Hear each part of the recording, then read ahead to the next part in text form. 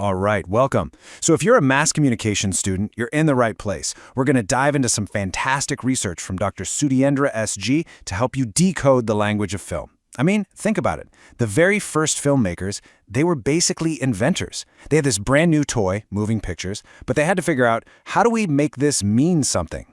They weren't just making movies, they were literally inventing a whole new way to communicate. And that really is the core question, isn't it? At first, just seeing a train hurtling towards the camera was mind-blowing. People would literally jump out of their seats. But, that novelty wears off pretty quick.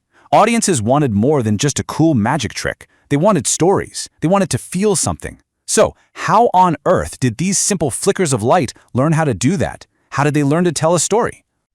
Okay, so here's our game plan. We're going to tackle this in 5 parts. First up, how we went from just motion to actual meaning.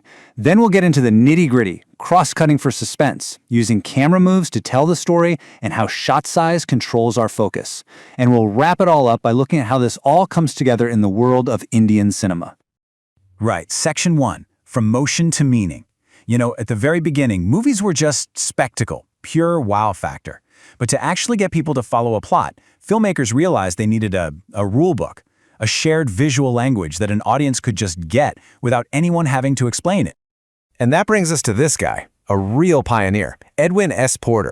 He started out as a projectionist, so he was right there, seeing what worked and what didn't with audiences. And he's so important because he wasn't just directing films, he was basically writing the first dictionary for this new language of cinema. The rules he helped create, yeah, we still use them today. Now let's bust a huge myth right now. We call them silent films, but they were almost never actually silent. No way. Theaters were buzzing with sound. You had live orchestras, narrators, and in India you had these amazing bioscope showmen who would narrate the whole thing live.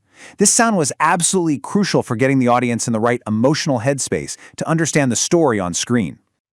Okay, on to our first big tool, cross-cutting. This technique is an absolute game changer. It's the secret sauce for creating that edge-of-your-seat suspense and connecting 2 totally different things that are happening at once. So what is it exactly? It's pretty simple, really. You show scene A, then you cut to scene B, then back to A. And what happens is, your brain can't help itself. It automatically connects the dots. It stitches those 2 scenes together, creating this third meaning, this tension that wasn't in either shot by itself. It's brilliant. And Porter gave us the perfect blueprint for this way back in 1902. Picture this. He shows us firefighters racing to the scene. Cut. Now we see a mother and her child trapped inside a burning building. Cut. Back to the firefighters getting closer. You see, by jumping between the rescuers and the people in danger, he instantly creates this heart-pounding suspense. You're just sitting there thinking, are they going to make it? And of course, Indian filmmakers took this tool and just ran with it. I mean, you've got Satyajit Ray using it to create these incredible moral and emotional connections. You've got Ramesh Sippy and Sholay using it to manage this huge story happening all over the place. Mani Ratnam and Roja brilliantly cuts between a personal crisis and massive political turmoil. And hey, that classic scene in every modern rom-com where someone's racing to the airport, yep, that's pure cross-cutting. It's part of our cinematic DNA now. All right, next up, camera moves. So beyond just cutting, Porter figured out another revolutionary idea. What if the camera itself moves? See, before this, the camera was usually just stuck in one spot, like you were sitting in the best seat in a theater.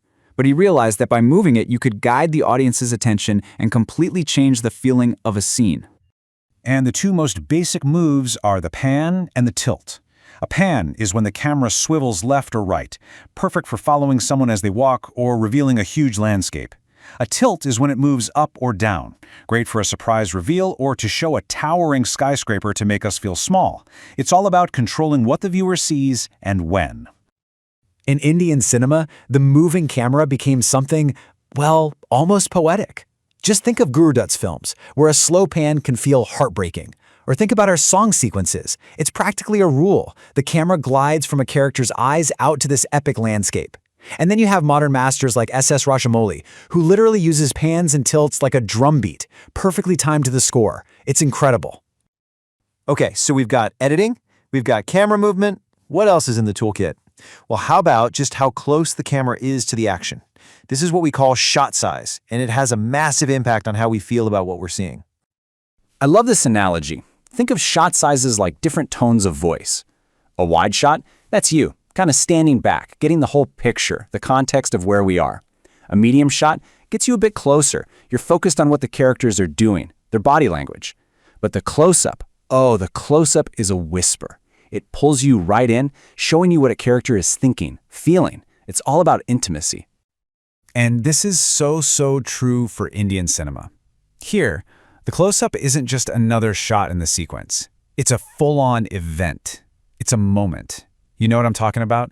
That dramatic zoom into a character's eyes, or that powerful shot that announces the hero has finally arrived on screen. It's a whole cultural thing. You can trace this all the way through our film history. You go back to an epic like Mother India, and the close-up makes a character's face feel like this grand landscape of emotion. Then you jump to a modern filmmaker like Anurag Kashyap, and he's using these shaky, intense close-ups to give you this feeling of city life anxiety. And it's so powerful that even a 30-second TV ad can use the same grammar to tell you a complete story. So, we've talked about cuts, moves, and shot sizes. These are the building blocks, but let's bring it all home. Why do we keep calling this a language? Well, it's because when you take these universal rules, this grammar, you can start to speak in a very specific local dialect. Think about it just like any language you speak. You've got your vocabulary, those are your different types of shots and camera moves. You've got syntax, that's the order you put the shots in, your editing. Together, those create semantics, which is just a fancy word for meaning. And then, the really cool part is pragmatics. That's how our culture, our shared experiences, changes how we understand the final message. People like Porter gave everyone the basic grammar book to get started. And this is really the key takeaway, especially for all of you. Our greatest filmmakers, we're talking about everyone from Ray in Benegal to Ratnam and Hirani, what did they all do?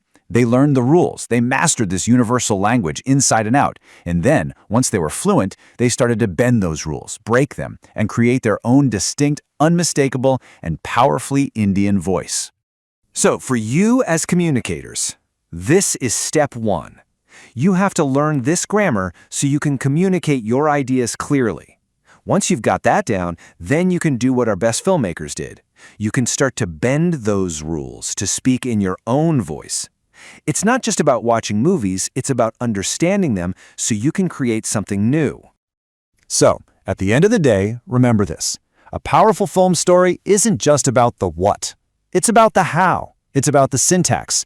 That's where the magic happens. That's where you create emotion and suspense and meaning that sticks with people. So yeah, lights, camera, and now you know, syntax. The only question is, what story are you going to tell?